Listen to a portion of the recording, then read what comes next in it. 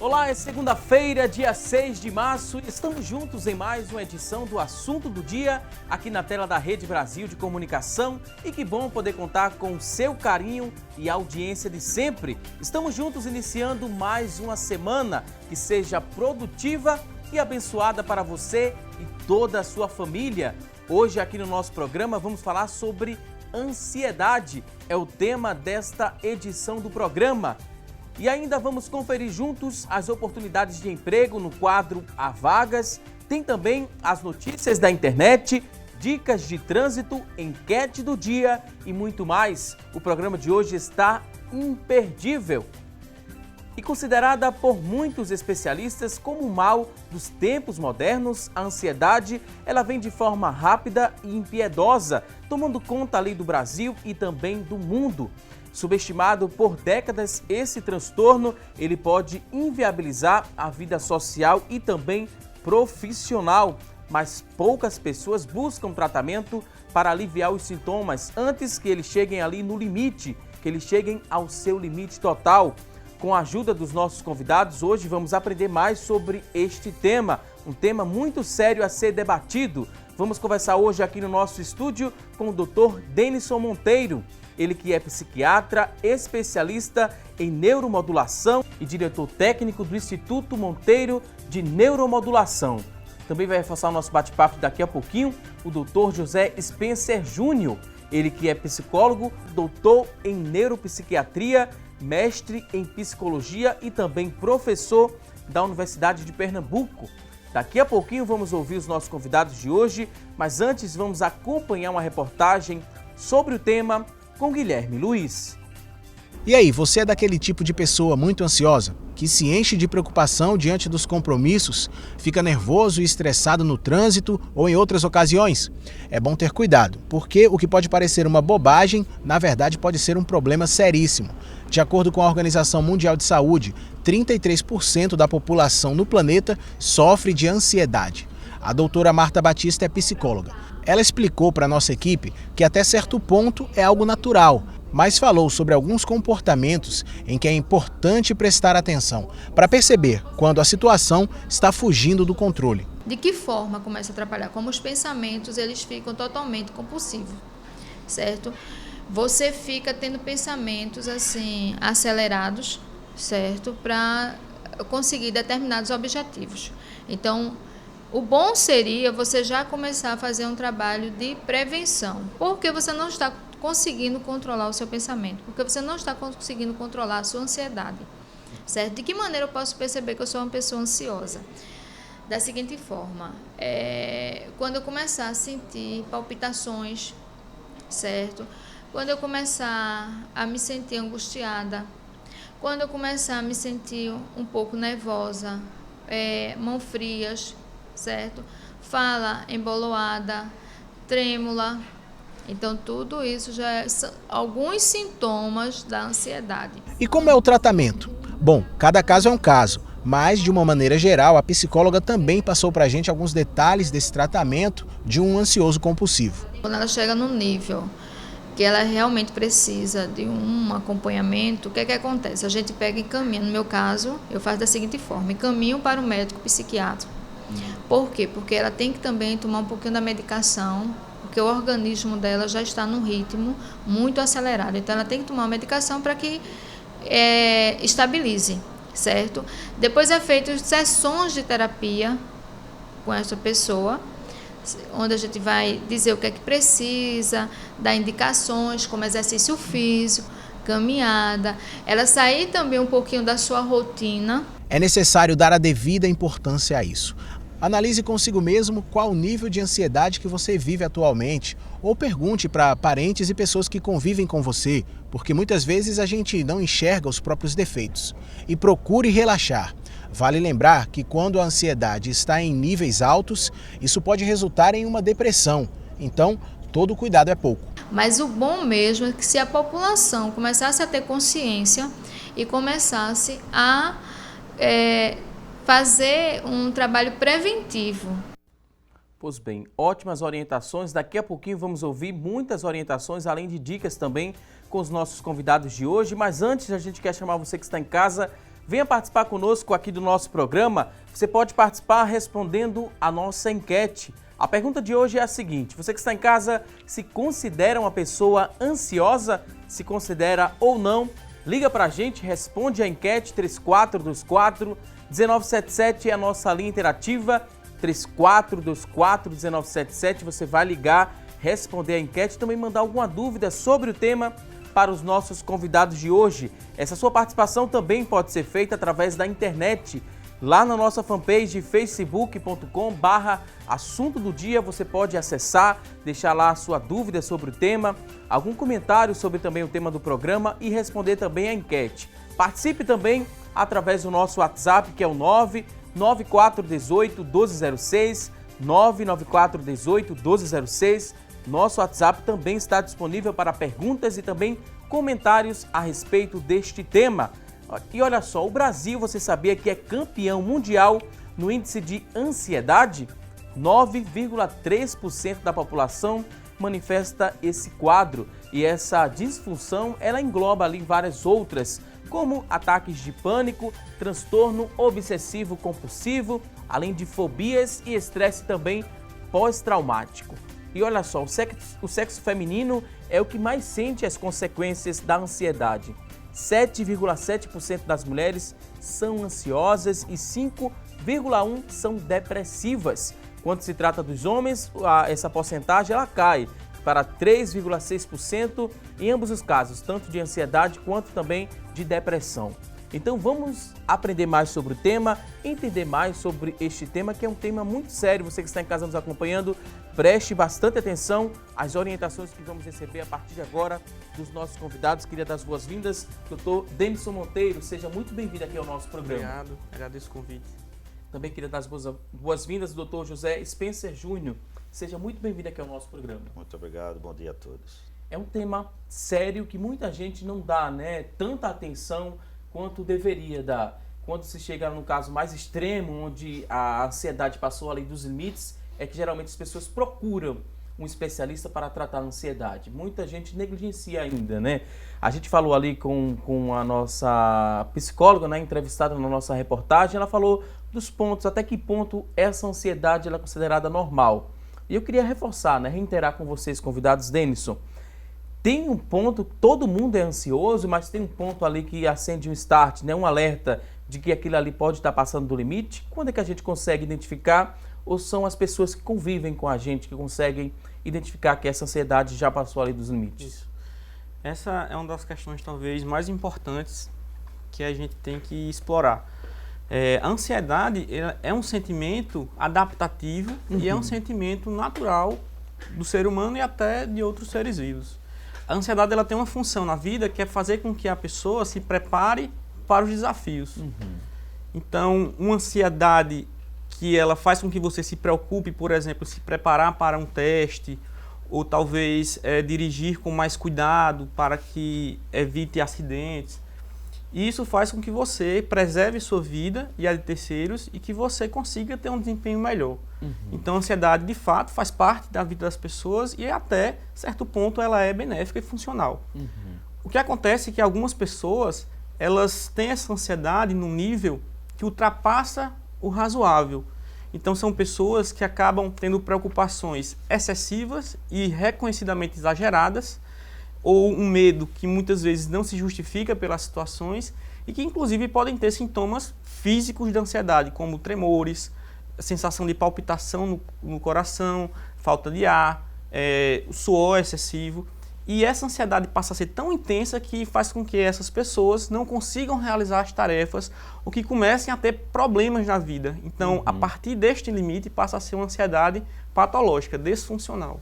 E quem é que nota, que passou do limite, doutor Spencer? A pessoa própria, ela consegue perceber que ali já fugiu do controle? Ou geralmente é um familiar, alguém mais próximo que vai notar que aquela pessoa não consegue mais controlar aquela ansiedade? Uma coisa que eu creio ser muito desafiadora para todos os tempos da humanidade é sempre quando se normaliza o patológico. E aí você fica com a base de critérios comprometida. Em função de quê? Porque na medida que uma pessoa passa a ter um comportamento exacerbado, como é um padrão coletivo dominante, passa a ser visto por muitos como normal. Uhum. Para você entrar numa diferenciação diagnóstica entre esse normal e esse patológico, ou seja, se aquele comportamento de fato está exacerbado acima das condições de funcionalidade natural do indivíduo, você tem que ter o parâmetro. Como nós somos indivíduos que nos formamos através de comparações, através de parâmetros, isso dificulta muito. O que há 20 anos poderíamos dizer que alguns critérios de análise diagnóstica e interventiva em quadros ansiogênicos seriam muito mais do tipo você não poder trabalhar mais do que 12 horas por dia, hoje passou a ser normal. Uhum. Então, os padrões de comportamento vão sendo alterados com o tempo, os critérios correspondentemente. Então, eu diria que ainda um critério que se preservou, independentemente das gerações de anos para cá, de décadas para cá, é o critério da funcionalidade e disfuncionalidade, ou seja, a que ponto isso compromete a sua vida social, profissional. Reações fisiológicas, reações cognitivas, comprometimento da memória, do raciocínio, do pensamento e o comportamental. E aí você percebe um atrelamento muito, digamos, acirrado à ansiedade com medo. Nós somos uma sociedade cultivadora, ativadora dos nossos medos, devido à carga que temos, que tem sido depositada sobre nós em termos de exigências da nossa cultura. Uhum.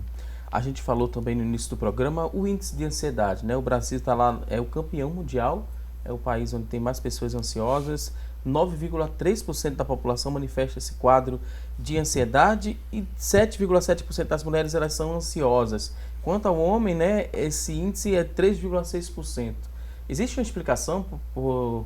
Tem alguma explicação as mulheres são mais ansiosas? Existe algo científico, algo que reforce, né, essa questão desse dado? No caso, 3,6% dos homens são ansiosos e 7,7% das mulheres são ansiosas. Por que existe essa diferença? Bem, na verdade existem diferentes explicações, mas nenhuma delas, digamos, totaliza uma resposta. Uhum. Uma das primeiras explicações são questões hormonais em si. A mulher ela tem uma variação ao longo da vida de hormônios que fazem com que ela fique mais suscetível a certos transtornos mentais, dentre eles os transtornos de humor, como depressão, e os transtornos de ansiedade de uma forma geral. Uhum.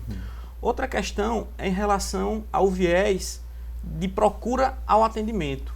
A mulher, de maneira geral, ela tem mais facilidade de procurar atenção médica, inclusive atenção psicológica. Os homens, eles se reservam mais e eles sentem, de uma maneira mais geral, obviamente, que devem suportar o sofrimento mental, por serem homens. Uhum. Isso faz com que a prevalência dos transtornos mentais, em especial dos transtornos ansiosos, pareça maior de fato nas mulheres. Uhum. E além disso, questões genéticas também. A questão genética, que a gente sabe que tem uma contribuição importante nos transtornos de ansiedade, eles são transmitidos diferente em homens e mulheres também. A gente listou, né, no começo do programa também alguns dos sintomas da ansiedade, quando também foge do controle. Quem está em casa se identificou, deve procurar qual especialista a princípio? Ela vai se queixando dessas palpitações, de vários outros sintomas que a gente descreveu aqui no nosso programa. Procura a princípio um clínico ou procura logo um psicólogo ou um psiquiatra? Como é que é isso na prática? Eu queria só aproveitar um gancho, porque a pergunta anterior é muito importante para acrescentar quantas informações de ordem hereditária, genética, de ordem também da questão da mulher ser mais instruída em termos de busca de assistência médica em situações desta natureza. Temos aí os fatores também psicossociais que também são muito dominantes, são aqueles em que a mulher tem menor expectativa em termos de afirmação de mercado de trabalho, por exemplo, do que o homem. Ela é mais cobrada, ela sofre mais preconceitos, ela tem mais restrições de mobilidade social, de mobilidade profissional. Isso também afeta o quadro psicológico delas, né? Estendendo para essa outra sua questão, eu diria que há sempre a necessidade na busca diagnóstica e interventiva de uma assistência contra a ansiedade, você recorrer aos dois profissionais que estão na habilitação direta para isso, no caso o psiquiatra e o psicólogo. Os tratamentos hoje são simultâneos, a eficácia é comprovada tanto na intervenção medicamentosa como também psicoterapêutica, até porque A ansiedade, que não é mais uma questão apenas de condição de sobrevivência, passou a ser um modo de existir. Isso é um perigo. Por quê? Porque quando passa a ser um modo de existir, você tem comprometimentos que vão além do padrão autorregulatório, que a ansiedade é um produto evolutivo para preservar o organismo, e passa a ser uma função autodestrutiva. E aí entram os aspectos cognitivos, ou seja, os pensamentos, as crenças que o indivíduo vai formando sobre ele próprio, a desmotivação que impacta no seu campo emocional por ele já se considerar incapaz.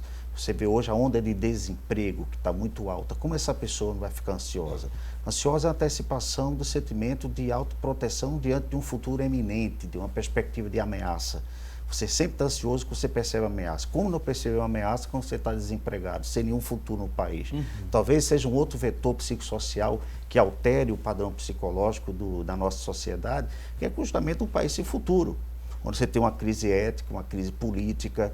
Como isso não pode afetar o campo organizacional psicológico dessas pessoas? O que é que as pessoas poderiam fazer para tentar amenizar, né, a ansiedade e também pode-se chegar à depressão no momento que a gente vive, né, dessa crise econômica, como bem foi destacada?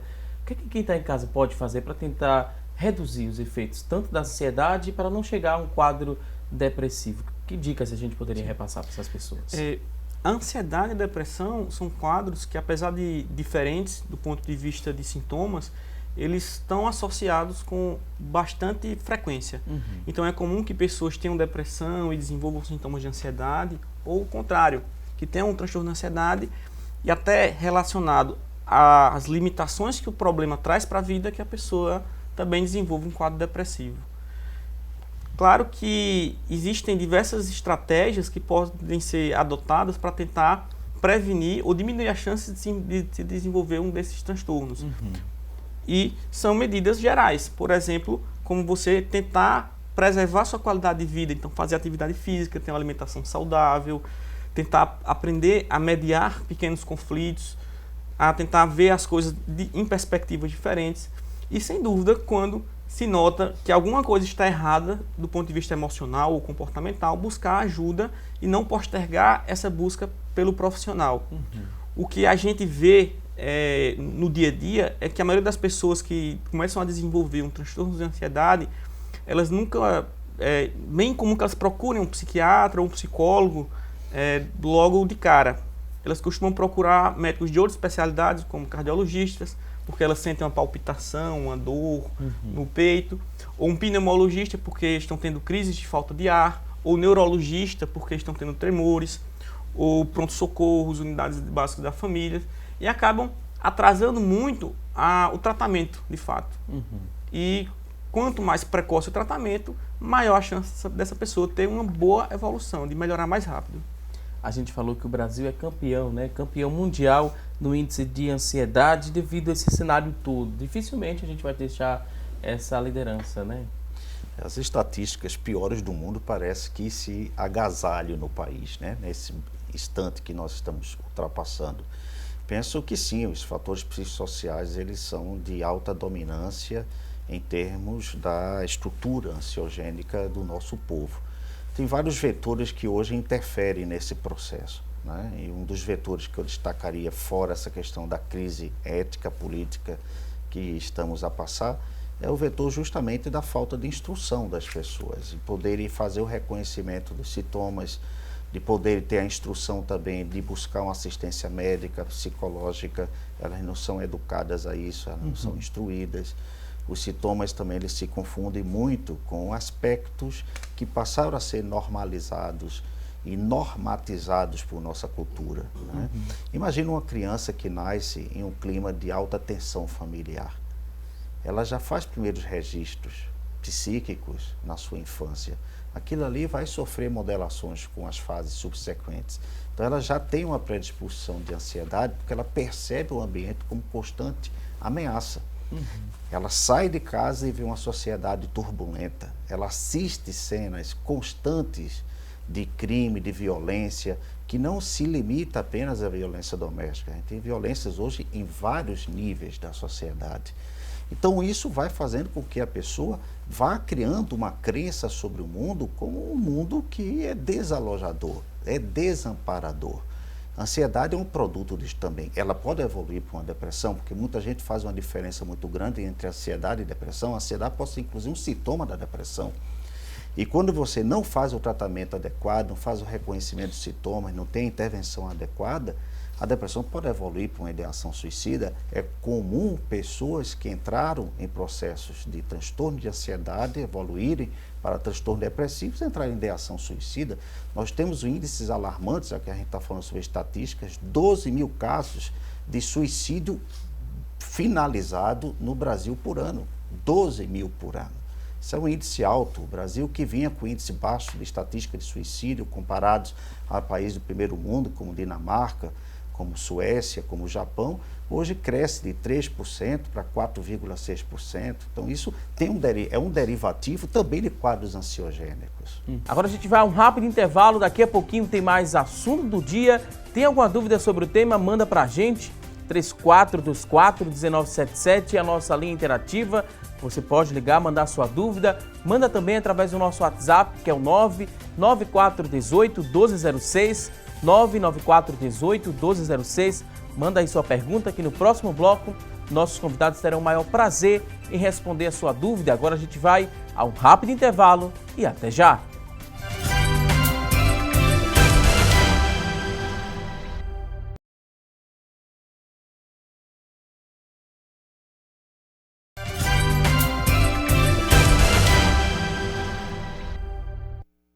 Hoje aqui no programa estamos falando sobre ansiedade. Isso mesmo, e agora vamos conferir juntos as notícias da internet sobre este tema. Quem vai trazer as informações a partir de agora é a Tânia Silva. Olá, Tânia! Oi, Valdson, uma ótima segunda para você e para vocês que nos acompanham. O destaque de hoje é do site da revista Crescer. Ansiedade, 1 em cada 8 crianças sofre com o problema. Esse dado é da Associação Americana de Ansiedade e Depressão. E a má notícia é que, segundo especialistas, esse número ainda tende a aumentar. O motivo desse aumento é a rotina cheia de cobranças que muitas crianças têm nos dias de hoje. Segundo a psiquiatra infantil Ana Cristina Majeste, é comum que crianças ansiosas apresentem outras doenças associadas como depressão, transtorno de déficit de atenção, TDAH, que é o caso mais comum. Cerca de 30% das crianças que sofrem com esse transtorno também manifestam ansiedade. Por isso, é tão importante saber o quanto antes o motivo dessa ansiedade. Agora a gente vai ao estudo para saber outras informações com o Valdson. É com você, Valdson. Ok, Tânia Silva, muito obrigado pelas informações e pelo alerta também, né? A ansiedade pode atingir também as crianças, como bem você informou aí no É Notícia. E eu vou saber aqui dos nossos convidados, né? Quando se trata de crianças, os sintomas são os mesmos ou são diferenciados? Quando se trata de crianças e de adolescentes, os sintomas eles tendem a ser manifestados de forma um pouco diferente. Os sintomas eles sempre se expressam de acordo com o nível de desenvolvimento do indivíduo. Então, crianças muito novinhas, com 5, 6, 7, 8 anos, muitas vezes elas não conseguem comunicar claramente o que elas estão sentindo. Então elas podem ter crises de choro, crises de raiva inexplicadas, um comportamento de começar a ter sintomas físicos como ficar com falta de ar, com o coração acelerado, ter tremores, começar a suar em excesso quando estão expostos a alguma situação que lhe traz mais ansiedade. E às vezes evitar situações que lhe tragam mais ansiedade, como por exemplo, ir para a escola no dia de apresentar um trabalho, porque ela fica muito ansiosa nessa situação. Então são sintomas mais discretos, mas que chamam a atenção pela mudança de comportamento daquela criança ou do adolescente. Quando a gente fala ansiedade infantil, a partir de que idade, né, a gente pode notar, perceber alguns sintomas da ansiedade numa criança? Não existe uma idade padrão, propriamente dita, na infância. Isso depende até da cultura. Né? Só um dado curioso, por exemplo, idoso no Brasil a partir de 60 a 65 anos, depende da região. Na África é 50 anos. Então a gente pode dizer que o marcador de um adolescente na menarca, nos Estados Unidos, é 8, 9 anos. Em outras regiões africanas, é 12, 15 anos. Crianças, para que a gente diagnostique o fator ansiedade, no caso patológica, né? A ansiedade patológica varia de 2 a 3 anos, desde que ela comece a ter os primeiros vestígios de consciência, de elaboração, que permite a manifestação disso. Porque um fator precipitor da ansiedade é o estresse. Né? Então, quando o estresse ele está bastante ativado na criança, então ela desencadeia uma ansiedade, que é justamente a percepção do ambiente como ameaçador para ela. Então, eu diria que o marcador difere muito, mas normalmente situando entre 2 a 3 anos.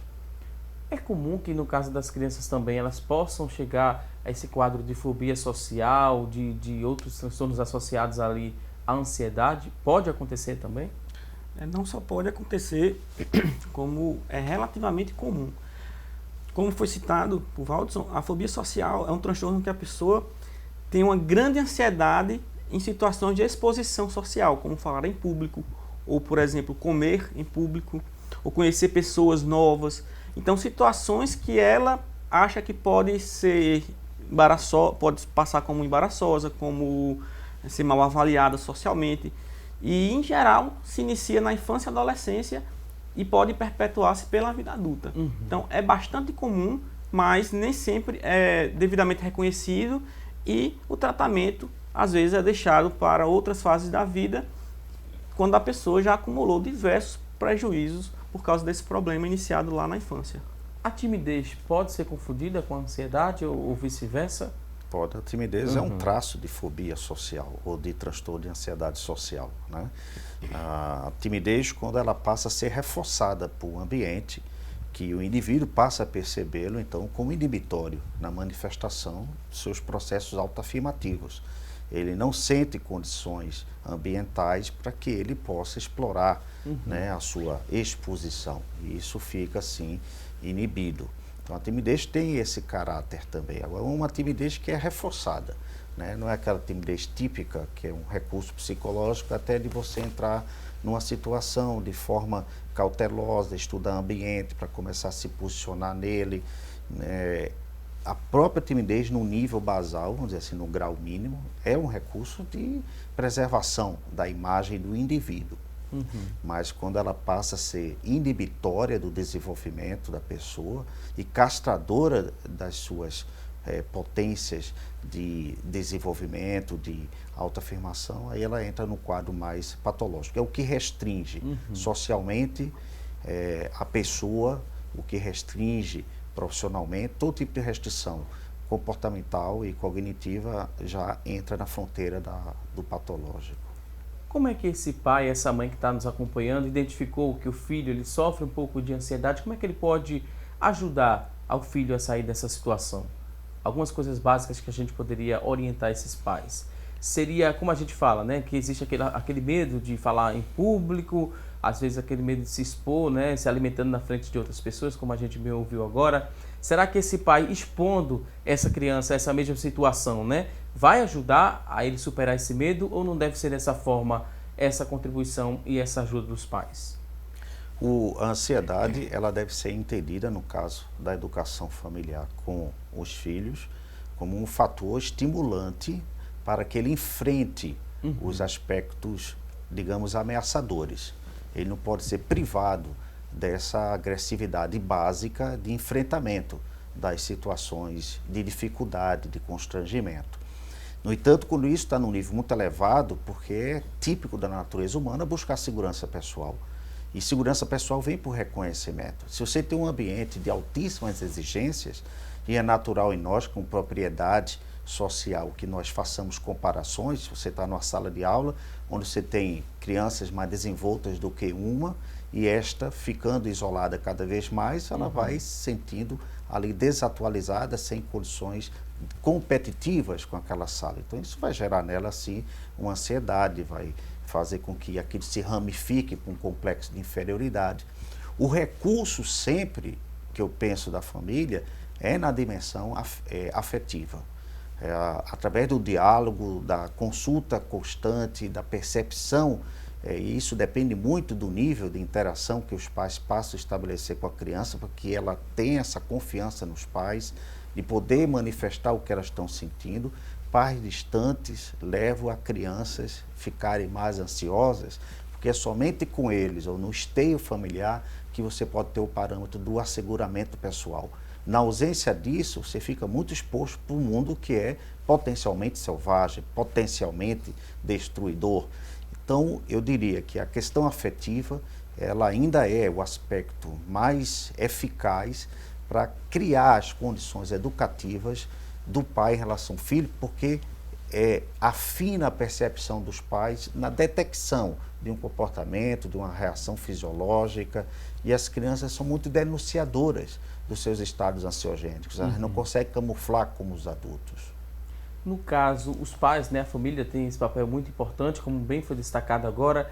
E a escola? Qual o papel da escola quando ela percebe que uma criança está passando por um problema de ansiedade, numa crise de ansiedade, por exemplo? Porque às vezes o corre do dia a dia, os pais eles não conseguem nem identificar, né, não conseguem nem ter muito contato com esses filhos, e geralmente essa descoberta pode ser feita na escola. De que forma a escola pode contribuir, de que forma a escola deve comunicar isso aos pais? Como é que funciona essa questão no dia a dia escolar?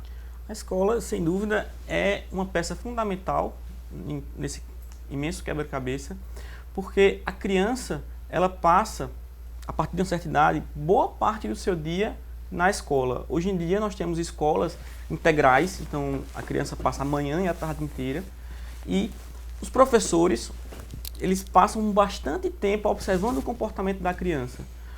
Então, é bem comum que sejam os professores ou os coordenadores da escola que começam a perceber as mudanças no comportamento da criança. Então, a criança tinha uma forma de funcionamento e, a partir de certo momento, ela passou a funcionar de um jeito diferente. Ela passou a demonstrar preocupações em excesso, preocupações que não seriam esperadas para aquela criança. Começou a evitar certas situações na qual ela tinha que falar com os colegas ou falar na frente da turma, ou ela começou a solicitar ajuda de forma recorrente porque estava sentindo tremor nas mãos, estava sentindo falta de ar, coração acelerado, palpitação.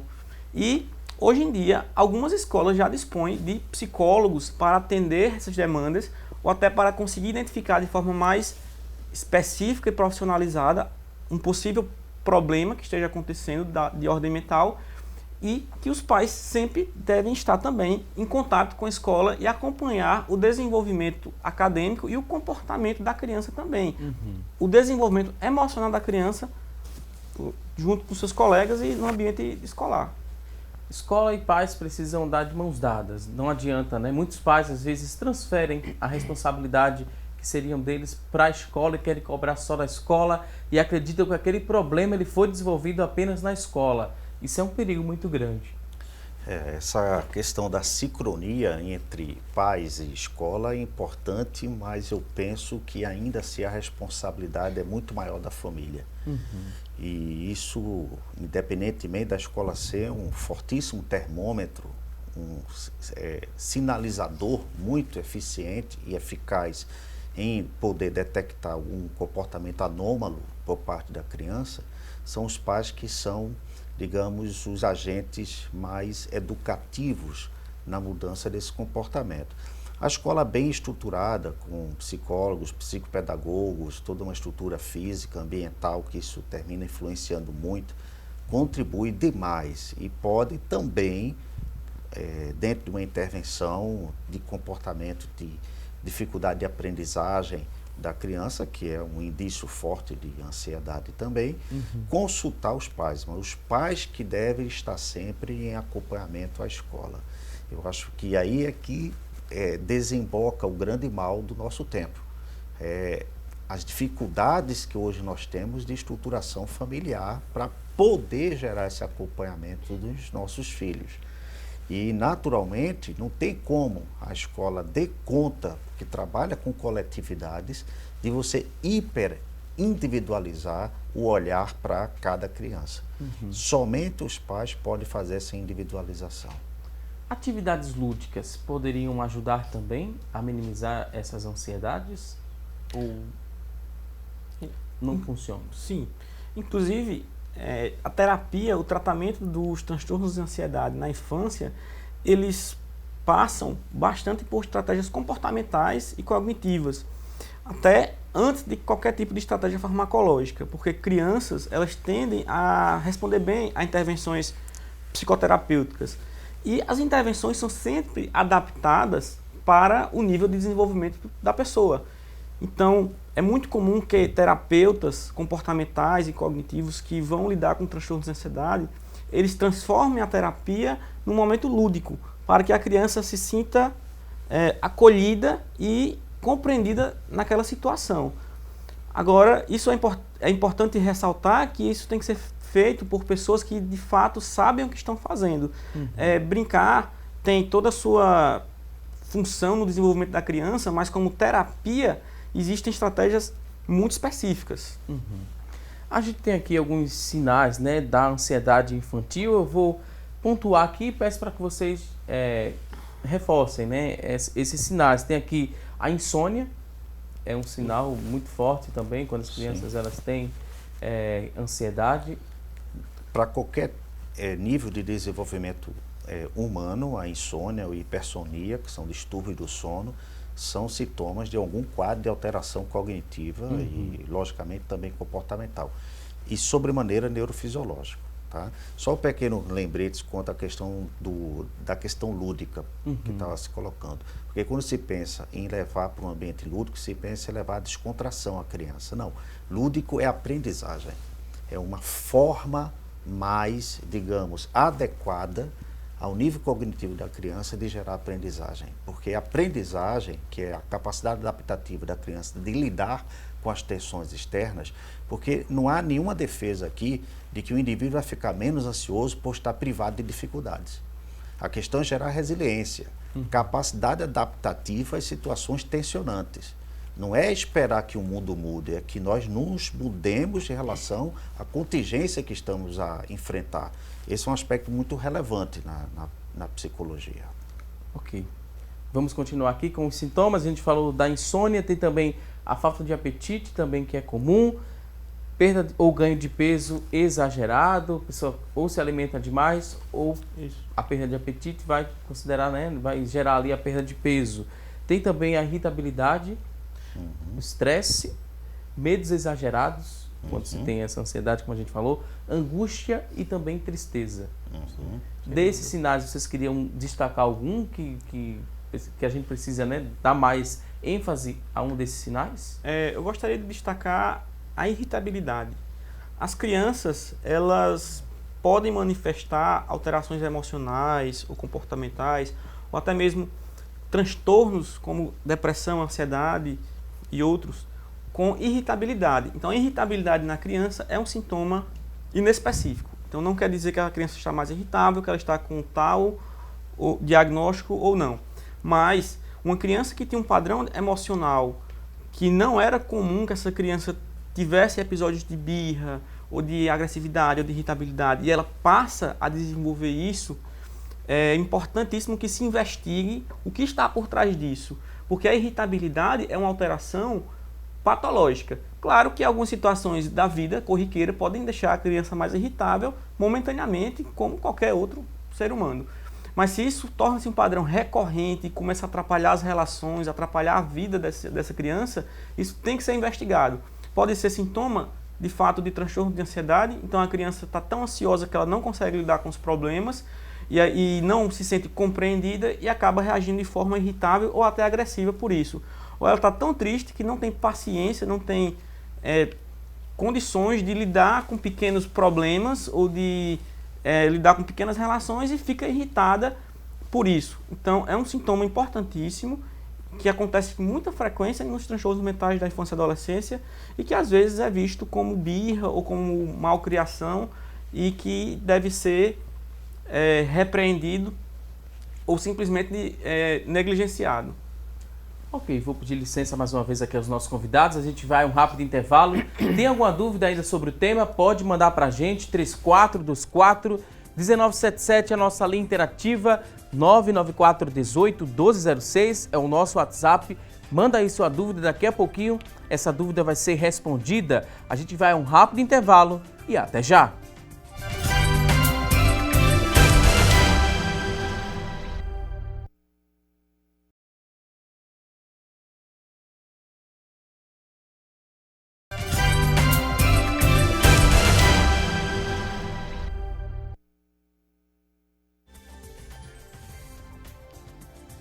Estamos de volta com mais assunto do dia aqui na tela da Rede Brasil de Comunicação. Estamos falando hoje aqui no nosso programa sobre ansiedade. Você que está em casa, quando tem alguma dúvida sobre esse tema, né, sobre ansiedade, você sempre utiliza a internet como fonte de pesquisa ou então escuta algum vizinho, algum parente, algum conhecido, mas atenção porque o tema é muito sério e às vezes ali na própria internet a gente encontra muitos mitos a respeito da ansiedade. E para não deixar você que está em casa com mais dúvidas a respeito deste tema, a gente vai mostrar aqui algumas informações e perguntar aos nossos convidados se trata de um mito ou de uma verdade.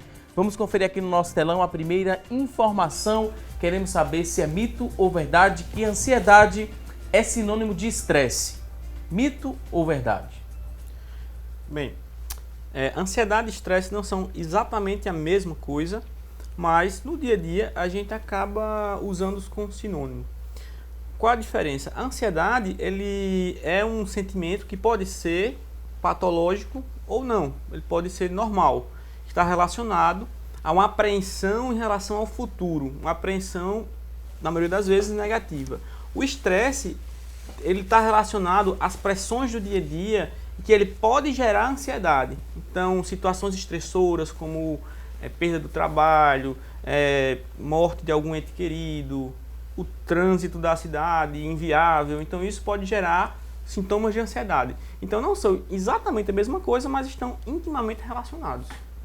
Ok, vamos à próxima informação. Temos aqui outra tela para saber se é mito ou se é verdade. Todo tímido ele é candidato a sofrer transtorno de ansiedade? Mito ou verdade? Não necessariamente. Se essa timidez for persistente, recorrente, dominante, aí sim ela passa a se constituir com o tempo como traço de personalidade. E como traço de personalidade pode evoluir para um transtorno, porque não é um traço de personalidade de estabilização social. Leva o indivíduo sempre a um nível de vulnerabilidade, comprometimento do seu nível de desenvolvimento, porque sem uma relação social autoafirmativa, em que ele possa exercer essa comunicação, essa assertividade da sua pessoa, naturalmente ela vai ficar inibida diante de situações que poderiam estimulá-las positivamente e passam a inibi-las negativamente. Ok, vamos à próxima tela. Temos aqui outra afirmação e queremos saber se é verdade ou se é mito que existe ali a relação entre ansiedade e medo. Isso é uma verdade. Apesar de não serem também a mesma coisa, ansiedade e medo estão muito relacionados. É muito comum que pessoas com transtornos de ansiedade, elas relatem que têm medo de muitas coisas, ou medo de tudo, ou um medo meio que inespecífico. Elas podem dizer que estão com medo, mas não sabem exatamente de quê. A definição médica de ansiedade, ela é diferente da de medo. Ansiedade seria um sentimento desagradável, uma apreensão de algo que não é objeto presente. Então você está ansioso porque acha que pode ser demitido. Então não é um objeto presente. O medo seria mais um sentimento relacionado a um fato concreto. Por exemplo, você está no ônibus e você percebe que o ônibus está sendo assaltado e você é dominado por um medo intenso. Então é um fato presente. Então essa distinção, do ponto de vista médico, nem sempre ela é tão válida e aplicável no dia a dia, porque as coisas são tão relacionadas, tão intrincadas, que acabam eventualmente sendo usadas, inclusive, como sinônimos. Poderíamos categorizar, no sentido objetivo, assim, para facilitar e complementar o pensamento do Denison, que é o seguinte: podemos colocar e até incluir a questão do estresse. O estresse é uma reação fisiológica, o medo é uma reação emocional e a ansiedade é uma reação cognitiva. A ansiedade é a percepção de uma emoção que pode também ser desencadeada pelo estresse orgânico. Tá? E como colocou o Denison, o medo é justamente a emoção que percebe um objeto conhecido que pode ameaçá-lo, diferentemente de angústia, que é a percepção de um objeto de natureza desconhecida. Ok, vamos agora à próxima informação para saber se é mito ou se é verdade. As pessoas que têm ansiedade, elas são fracas. Mito ou verdade? Bem, isso sem dúvida é um grande mito. Essa esse juízo de valor que se faz em relação a pessoas que têm transtornos de ansiedade ou transtornos depressivos, de serem fracas, de não serem capazes de suportar o estresse, o sofrimento, acaba sendo extremamente danoso para essas pessoas, acaba fazendo com que essas pessoas se sintam pior e que até relutem em procurar alguma ajuda. Os transtornos de ansiedade, eles estão relacionados com diversos fatores, dentre eles fatores genéticos, fatores biológicos próprios do indivíduo, fatores psicológicos, da forma como a pessoa interpreta e responde às adversidades, em relação também aos estresses da vida da pessoa. Então, a ansiedade ela é resultado de uma conjunção de fatores, então a gente chama que é multifatorial, e não necessariamente, na verdade, não tem nenhum tipo de relação com o fato da pessoa ser fraca, ser forte, ou enfim, ou ser mais, assim, digamos, frágil emocionalmente. Então as coisas não podem ser confundidas. Realmente não se deve confundir a questão do caráter e da personalidade com os transtornos. A famosa frase de Abraham Lincoln, na sua autobiografia, quando ele era um deprimido de natureza, inclusive, grave e acometido por pensamentos suicidas constantes, de que ele diz: não vou permitir que a depressão decida o tipo de presidente que devo ser. E você tem na história exemplos aí enormes, desde um Benjamin Franklin, por exemplo, que também arremata o seguinte pensamento de que a depressão jamais impediria que ele pudesse realizar as coisas para as quais ele se destinava. E vários artistas, várias pessoas de natureza de humor entristecido, de uma natureza ansiosa, conseguiram irrigar essa energia para grandes produções científicas e artísticas. Então não determina o transtorno de ansiedade de nenhuma natureza incompatibilidade com o caráter e personalidade de ninguém. Ok, vamos agora à próxima tela. Outra informação, saber se é uma verdade ou se é um mito, que problemas de ansiedade, eles derivam de uma infância ruim. Mito ou verdade? Eu posso considerar também, isso, na verdade, nós podemos considerar, de forma geral, eu falo nós em relação às evidências científicas, que isso é um mito. Porque não necessariamente pessoas que desenvolvem transtornos de ansiedade tiveram uma infância ruim, mas nós sabemos também que estressores intensos durante a infância, como abuso físico, violência doméstica, abuso sexual, a pessoa está exposta a condições precárias de saúde, privações econômicas, privações afetivas, ou pais excessivamente protetores, isso pode sim fazer com que a pessoa tenha mais chance de desenvolver um transtorno de ansiedade. Mas não é obrigatório que isso ocorra para que a pessoa tenha ou não. Existem pessoas que desenvolvem transtorno de ansiedade na idade adulta e que você não consegue identificar fatores tão claros na infância, que os fatores vieram depois com os desafios da responsabilidade da vida adulta. Ok, vamos à próxima informação. Mito ou verdade? A ansiedade ela só surge a partir de um medo ou de um trauma. Mito ou verdade? Isso é um mito se você radicaliza ao pé da letra, né? A frase. A ansiedade ela é originária, a gente está falando de uma ansiedade patológica, né? De vários conteúdos, desde o conteúdo genético, o conteúdo cognitivo, não tem nascimento necessariamente em traumas. Agora, não podemos descartar que a base emocional da ansiedade é o medo, mas não necessariamente apenas o medo, mas o medo é a emoção basilar da ansiedade. Portanto, eu diria que a frase ela radicaliza, mas em parte a gente poderia aí cortar o trauma e admitir mais o medo como a emoção fundante da ansiedade. Ok, vamos à próxima tela. Temos aqui outra informação.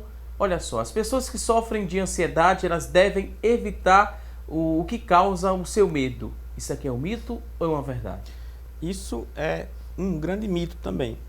Claro que se uma pessoa tem um transtorno de ansiedade e tem um medo de uma determinada situação, ela vai fazer de tudo para evitar essa situação. Então, se uma pessoa tem uma fobia, por exemplo, de elevadores, ela vai fazer de tudo para não precisar andar de elevadores. O que acontece, na realidade, é que essa esquiva, que a gente chama por exemplo, uma esquiva fóbica, faz com que esse medo ele seja reforçado. Então a pessoa ela acaba mostrando para si mesma que de fato é incapaz de entrar no elevador. E se ela entrar no elevador, ela vai de fato sentir uma ansiedade muito intensa. Agora, à medida que essa pessoa consiga enfrentar esse medo e se expor gradualmente, esse medo ele pode perder a força. Inclusive, essa é uma das estratégias que pode ser usada nos tratamentos comportamentais. E o ideal é que isso seja guiado por um profissional. Essa exposição ao objeto do medo ele seja sempre direcionado, seja sempre sistematizado, porque também podem trazer resultados ruins. Então, se uma pessoa ou familiares ou amigos forçam a pessoa a enfrentar o medo de uma forma que a pessoa não esteja preparada para isso ou disposta a isso, pode gerar um problema muito maior do que fazer algum tipo de ajuda. Ok, vamos à próxima informação, saber se é mito ou se é verdade. Não há nada que se possa dizer para ajudar uma pessoa ansiosa a relaxar. Mito ou verdade? Eu diria que é um mito. Há várias condições interventivas, orientativas, lógico, convocatórias da pessoa, né, do portador dessa ansiedade, a que ela seja a protagonista da sua recuperação ou da sua, do seu agenciamento da sua natureza ansiogênica. Então, existem várias terapêuticas que podem colaborar muito para que essa pessoa ela possa fazer um ajustamento. Isso que perspectiva na clínica psicológica e psiquiátrica as condições de eficácia do tratamento, né? Então, não apenas em ajudar a relaxar, mas ajudar a enfrentar seus medos. O segredo da terapêutica psiquiátrica e psicológica é o enfrentamento dos medos. Medo a gente herda, coragem a gente cria, a gente aprende a construir. Como o medo é uma condição inerente, coragem é um aprendizado a ser adquirido, né? E podemos colocar a palavra coragem como justamente uma virtude do enfrentamento, porque o enfrentamento não é ir lá se expor diretamente, ser uma análise de consequências do seu comportamento. Você tem que estudar aquela situação, você tem que se preparar para ela, desenvolver estratégias para que você possa ter a eficácia final. Ok, vamos conferir agora a próxima informação. Mito ou verdade que a ansiedade ela afeta diretamente a produtividade e o desempenho profissional? Isso, sem dúvida, é uma grande verdade. Pessoas que sofrem de transtornos de ansiedade, elas acabam por ter grandes prejuízos no seu desempenho. Um exemplo bem típico é aquele indivíduo que se preocupa tanto em ter um bom rendimento no trabalho que acaba passando a noite inteira sem dormir bem e durante o dia fica sonolento, irritado, não consegue pensar bem no trabalho. Então, a ansiedade, quando ela se configura um problema, um transtorno, ela traz diversos fatores, ela traz diversas situações limitantes, inclusive no trabalho. Ok, vamos à última tela aqui, descobrir se é mito ou verdade. Olha só, ansiedade e estresse pioram acne. Mito ou verdade? Sim, se você considerar que todas as manifestações, estressura do organismo alteram os níveis de cortisol, lógico que eles vão alterar também os níveis de imunidade. A acne pode ser uma manifestação também de desajustamento hormonal.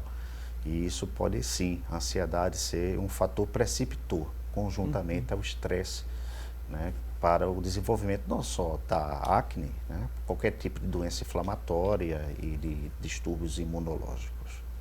Acrescentando a fala do professor Spencer, a ansiedade crônica não tratada, ela está diretamente relacionada ao aumento da incidência de doenças físicas. Então, a exposição aos níveis elevados de noradrenalina, de cortisol, que são hormônios relacionados ao estresse e ansiedade, faz com que o corpo, ele aos poucos, ele adoeça. Então, pessoas que têm ansiedade crônica, elas têm maior risco de ter hipertensão arterial, de desenvolver problemas cognitivos na velhice, como, por exemplo, síndromes demenciais, de desenvolver outros transtornos mentais, como depressão, como uso de substâncias, por exemplo, dependência de álcool. E a ansiedade, ela deve ser sempre tratada para evitar que a pessoa vai acumulando problemas de saúde ao longo da vida por causa da ansiedade. Ok, vou pedir licença mais uma vez aqui aos nossos convidados. Você que está em casa, quer participar conosco, quer tirar sua dúvida, pode mandar para a gente, 3424-1977 é a nossa linha interativa, 99418-1206 é o nosso WhatsApp. Daqui a pouquinho a gente vai começar a ler as dúvidas que estão chegando. Agora a gente vai a um rápido intervalo. Não saia daí.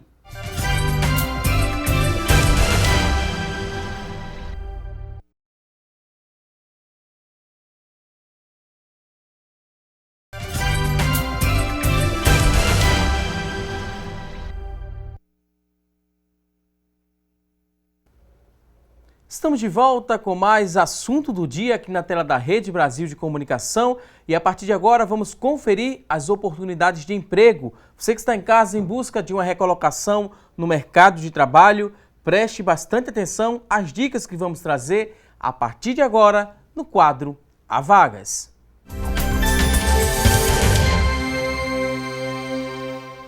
Então vamos ao que interessa, você que está em casa em busca dessa recolocação no mercado de trabalho. Que tal, né? Começar a semana já com uma dessas vagas em mãos. Olha só as oportunidades de hoje. A primeira, uma vaga para advogado, exigência, ensino superior completo, experiência de 6 meses, o salário é de R$2.000. Uma vaga para advogado. Vamos conferir agora juntos a próxima oportunidade de trabalho. Agora, uma vaga para gerente de departamento pessoal, exigência superior completo, 6 meses de experiência, o salário R$1.500. Uma vaga para gerente de departamento pessoal. Vamos conferir juntos aqui outra oportunidade. Agora, uma vaga para assistente administrativo, ensino médio completo é a exigência, experiência de 6 meses, R$1.000 é o salário. Uma vaga para assistente administrativo. Você que está em casa se interessou por uma dessas vagas, elas são do Sistema Público de Emprego, Trabalho e Renda. Ele fica localizado ali na Avenida Rio Branco, número 155. O telefone para contato, anote aí, 3355-2900, 3355-2900. Muito boa sorte para você que está em casa em busca de uma recolocação no mercado de trabalho. Agora vamos seguir com o nosso programa respondendo as dúvidas, perguntas que chegaram através da nossa linha interativa. Você que ligou, mandou sua pergunta, vamos conferir juntos aqui qual a sua dúvida. A primeira pergunta que vamos conferir aqui no nosso telão é a seguinte, é da Maria Aparecida, ela que é de Candeias, tem 50 anos. A dúvida dela, a primeira é a seguinte, né? Comer chocolate alivia os sintomas da ansiedade? Será que alivia, não alivia? A dúvida é da Maria Aparecida. Bem, comer pode ser um comportamento que alivia sintomas do estresse e da ansiedade pelo fato de ser um comportamento que gera prazer. E sem dúvida o chocolate é um alimento que gera bastante prazer em quem gosta. Da mesma forma, outros comportamentos mais saudáveis, como atividade física, atividades lúdicas, isso são também comportamentos que geram alívio da ansiedade e até ajudam a você modular o estresse e que são preferíveis a comer em excesso, que podem trazer outros problemas de saúde, sem dúvida. Ok, vamos à próxima dúvida. Temos aqui outra pergunta. Rubenita Silva de Peixinhos, a dúvida dela é a seguinte: ansiedade é o começo de uma depressão? Pode ser, tem correlatos, tanto quanto a depressão ela pode estar caracterizada por ansiedade, porque muita gente tem uma distorção quanto à depressão como um indivíduo que é apático, anedônico apenas, que está isolado, muitas vezes ele está heteroagressivo, ele está com comportamento de altíssima ansiedade. A ansiedade, sim, pode ser, não necessariamente sempre, o começo de uma depressão, caso a ansiedade ela se cronifique. E essa ansiedade crônica não apenas pode evoluir para um quadro depressivo, pode ramificar para transtornos de ansiedade de natureza bastante diversificada. Ok, vamos à próxima pergunta. Temos aqui outra dúvida. A dúvida seguinte é de... Vamos lá, conferir a próxima. A Rubenita a gente leu agora. Flávio Roberto de Camaragibe tem 40 anos ele quer saber o seguinte: a ansiedade, ela causa o emagrecimento? Bem, se você comer chocolate para aliviar a ansiedade, provavelmente você não vai emagrecer. Mas algumas pessoas, elas têm uma inibição do apetite por estarem muito ansiosas. E aí, se você tem um apetite inibido, você pode de fato emagrecer. Um marcador importante de disfunção emocional, de transtornos psíquicos, como depressão e ansiedade, é a alteração do peso. Ou a pessoa passa a ganhar muito peso, a comer em excesso, ou o contrário, passa a não querer comer nem o necessário e a perder muito peso. Então, alterações do apetite, assim como alterações de sono, ou insônia, ou sono excessivo, podem ser marcadores de um transtorno de ansiedade, sim. Ok, vamos à próxima pergunta. Temos aqui outra dúvida. Cleonice Maria de Carpina, 39 anos, ela quer saber o seguinte: o médico disse que sofro de ansiedade, sinto todo o meu corpo queimar e arder. Isso é um sintoma de ansiedade? É um sintoma fisiológico, autonômico da ansiedade. Mas para chegar ao diagnóstico de um transtorno de ansiedade, precisaria também se avaliar outros sintomas, porque é um quadro de agrupamento sintomático que faz o enquadramento diagnóstico. Temos aqui várias participações também através da internet, nossa fanpage. Tem uma dúvida da Cláudia Silva, ela que é de Olinda, ela quer saber se técnicas respiratórias ajudam a controlar a ansiedade. Será que ajudam, não ajudam? O que a gente pode responder para a Cláudia? Comprovadamente, sim, hoje. Nós temos várias perspectivas de treinamento de respiração, a respiração diafragmática. Temos aqui outras perguntas. Josi, ela que é de Prazeres, ela gostaria de saber se a pessoa, quando a pessoa se isola, não quer sair de casa e nem conversar com ninguém, é sinal de ansiedade ou de depressão. E nesse caso, ela quer saber qual médico ela deve procurar para melhor investigar esse quadro que ela está apresentando. Tem 43 anos, o isolamento, não quer sair de casa, conversar com ninguém, é sinal de ansiedade ou de depressão? E qual especialista ela deve procurar? Josi, o isolamento social, ele pode ser sintoma ou sinal de diversas condições mentais. A depressão é uma condição que bem frequentemente está relacionada à retração social, da pessoa não querer falar com as pessoas, a pessoa não querer interagir com ninguém, não querer mais sair de casa, não ter mais disposição para trabalhar ou para fazer outras atividades. No caso específico da pessoa que você menciona, a gente não tem elementos suficientes para dizer se é uma coisa ou outra, ou até algum problema diferente. O que eu recomendo é que, de fato, essa pessoa seja levada ou que ela mesma procure ajuda com um profissional especializado em saúde mental, como psiquiatra ou psicólogo. O médico mais habilitado para diagnosticar e encaminhar um tratamento, sem dúvida, é o psiquiatra. Temos aqui outra pergunta. A Janaína, ela diz o seguinte: o assunto de hoje muito me interessa, que ela disse que iniciou um quadro de ansiedade que levou ao pânico e chegou até o início de depressão, chegou até pensar que não iria sair dessa. Deixa eu só voltar aqui para a pergunta, mas ela disse que não procurou ajuda médica. Ela quer saber se fez bem ou se fez mal em não procurar ajuda médica, mas hoje ela disse que mesmo sem ter procurado ajuda médica, ela se sente melhor dos sintomas. Seria interessante saber qual foi a base diagnóstica para que ela chegasse ao entendimento que é um transtorno do pânico. Se realmente ela tem esse diagnóstico, então ela tem que estar sob amparo médico, amparo, digamos, medicamentoso, até psicoterapêutico. O fato de ter havido uma diminuição desses sintomas não implica que ela esteja protegida totalmente, porque uma característica do transtorno é seu potencial de recorrência, de recidiva desses sintomas. Então é preciso, para uma ação preventiva, que saúde implica em prevenção, em que ela, com base já no que aconteceu, ela não menospreze e ela procure se instruir para que se precavenha de futuros contratempos em relação a isto. Temos agora a participação da Ana, ela que é de Caruaru, do bairro de Petrópolis. Ela disse que teve muito estresse na infância e na adolescência. Hoje ela tem transtorno de ansiedade e síndrome do pânico. ela diz que quando está na crise chega a ficar com os membros enrijecidos.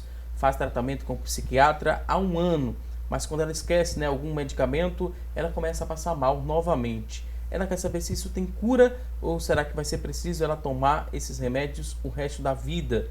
Ela diz que às vezes o maxilar dela chega a travar também, teve que ir ao médico várias vezes para tomar a medicação. Ela diz que é horrível essa situação. Ela quer saber se tem cura ou ela vai precisar depender desses medicamentos o resto da vida.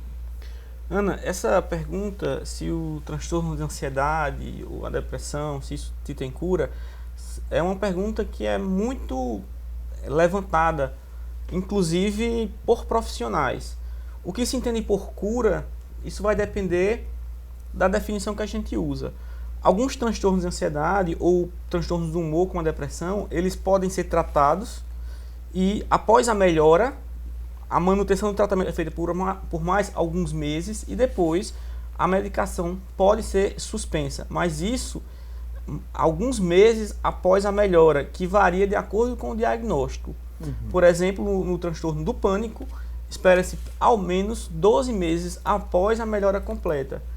Isso faz com que a pessoa tenha uma chance menor de recorrência, de voltar a ter os sintomas no futuro, mas não garante que a pessoa não vá ter novamente. Não é comum que os pacientes tenham que, de fato, usar a medicação pelo resto da vida. Na maioria das vezes, existem protocolos que são seguidos com o tempo de manutenção do tratamento. Inclusive, essa é uma questão que faz com que as pessoas tenham medo de começar um tratamento, de ficarem dependentes da medicação, ou de terem que ficar tomando a medicação pela vida toda, ou de repente ter efeitos colaterais que inviabilizem a vida. Todos esses grandes mitos, elas dificultam o acesso à pessoa ao tratamento. E, como mitos, eles não são verdadeiros. Eles são, de fato, fantasias que as pessoas acabam adquirindo ao longo da vida, baseado em aprendizados errados. Temos aqui outra participação. A pessoa não se identificou, mas disse que tem 35 anos e disse o seguinte: meu coração acelera muito, fui ao cardiologista, fiz um eletro e ele disse que não era nada. Também fui socorrida várias vezes e tenho medo, né? Medo de morrer. Eu agora sinto muitas coisas no coração, tenho medo de morrer de ataque, né? Ou parada cardíaca. Isso já tem 4 meses que está nessa situação, às vezes sente falta de ar também. O que é que poderia ser isso? Bom, é inegável que existem correlatos biológicos em quadros de ansiedade.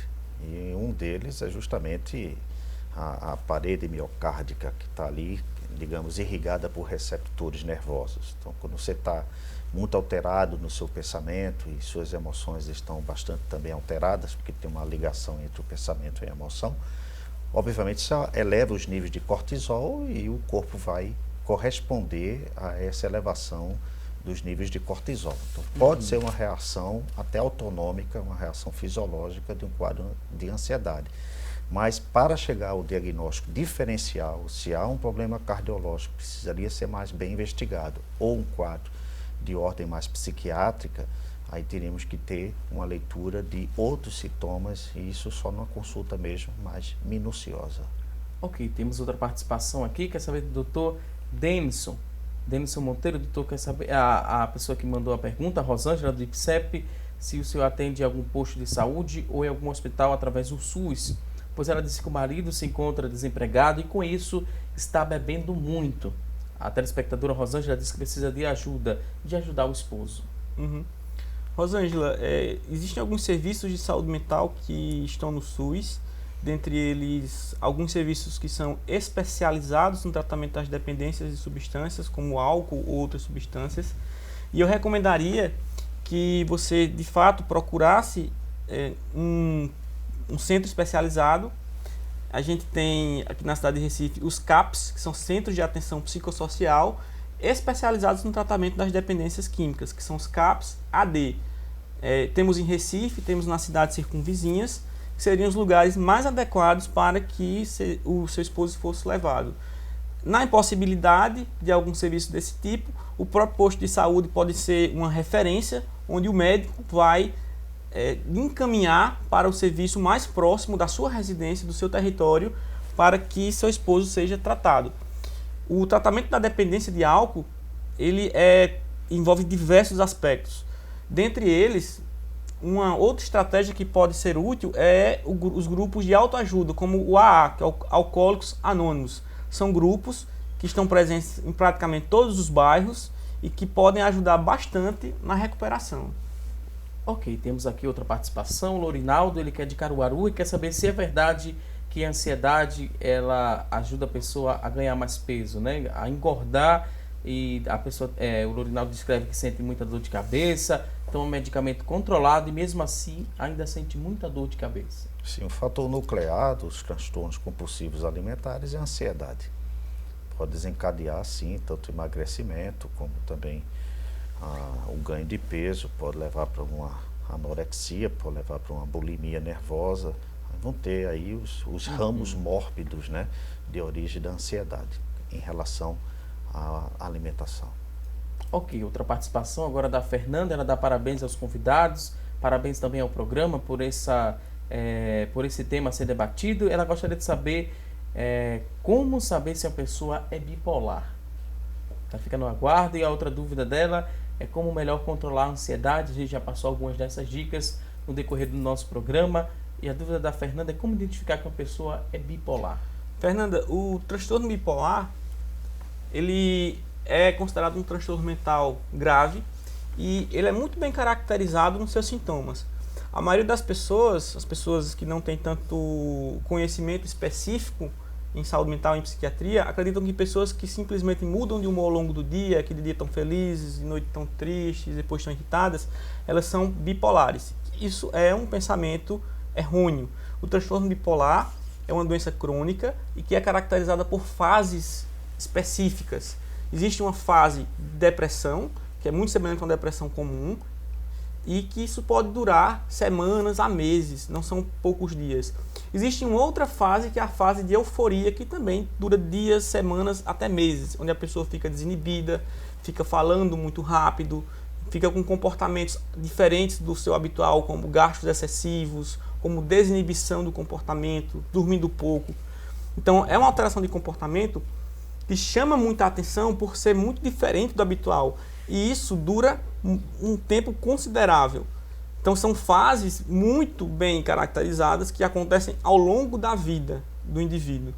E para o diagnóstico, necessariamente tem que se haver uma consulta, uma avaliação de um profissional especializado.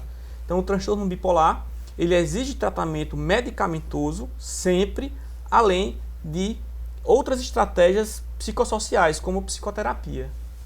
Ok, vou pedir licença agora aos nossos convidados para a gente conferir o resultado da enquete de hoje. Fizemos a seguinte pergunta: você que está em casa se considera uma pessoa ansiosa? Olha só, 75% das pessoas que ligaram e participaram disseram que sim, que se sentem ansiosas.